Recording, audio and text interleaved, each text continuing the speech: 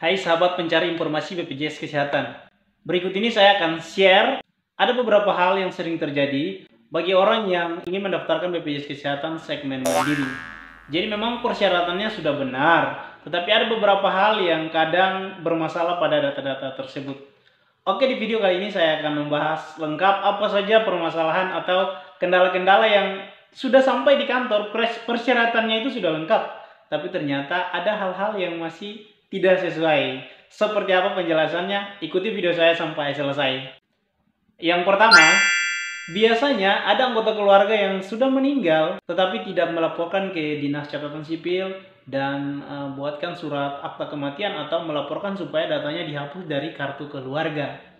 Itu masalah yang paling sering terjadi juga bagi peserta yang ingin mendaftarkan BPJS Kesehatan segmen mandiri.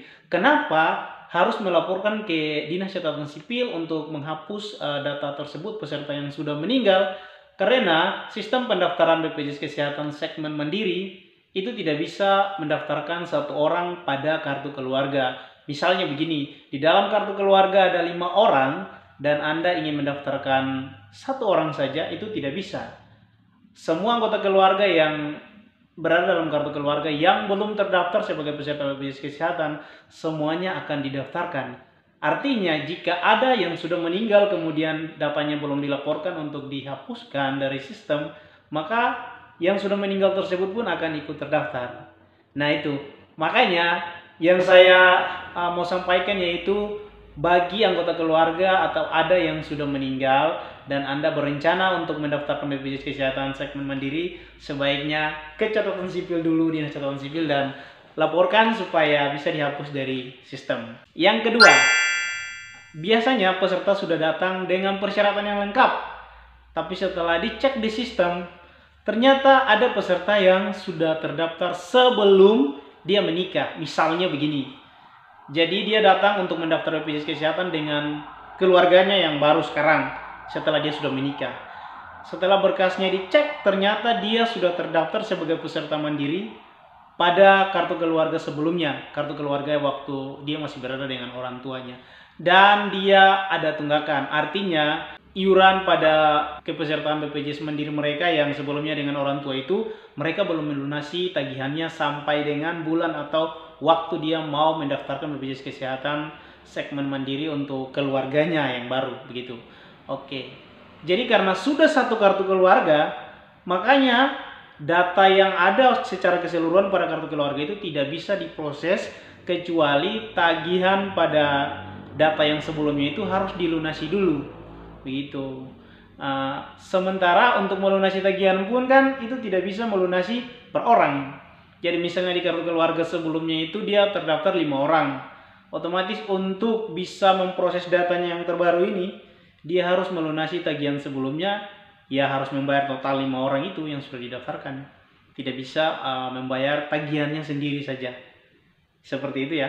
Yang ketiga ini juga hampir sama saja dengan pertama, cuma agak beda sedikit. Jadi yang ketiga ini biasanya ada anggota keluarga yang sudah menikah. Jadi biasanya ada yang sudah menikah atau sudah berkeluarga, tetapi dia masih berada di kartu keluarga yang lama atau kartu keluarga induknya, keluarganya.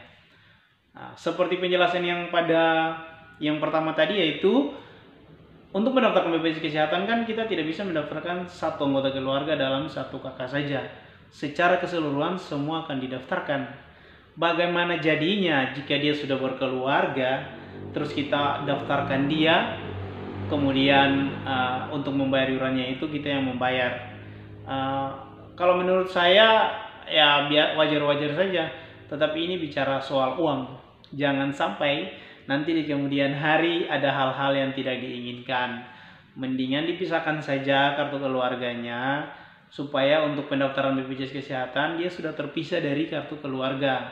Dan memang sudah wajib karena dia sudah berkeluarga. Jadi dia harus sudah punya kartu keluarga sendiri, sudah tidak bisa tergabung lagi. Supaya pada saat mau mendaftar BPJS Kesehatan, dia tidak ikut terdaftar, begitu. Nah, itu 3 hal yang sering terjadi bagi peserta BPJS Kesehatan yang biasanya mau mendaftarkan BPJS Kesehatan segmen mandiri. Oke, jadi bagi Anda yang menonton video ini, supaya bisa meng-cross check hal-hal tersebut, supaya ketika ingin melakukan pendaftaran, proses pendaftarannya berjalan dengan lancar sampai tuntas. Jika video saya ini bermanfaat, jangan lupa di subscribe, terus share juga, dan jangan lupa tekan tombol lonceng supaya teman-teman terupdate dengan informasi BPJS Kesehatan lainnya dari saya. Sampai jumpa di video bermanfaat tentang BPJS Kesehatan lainnya.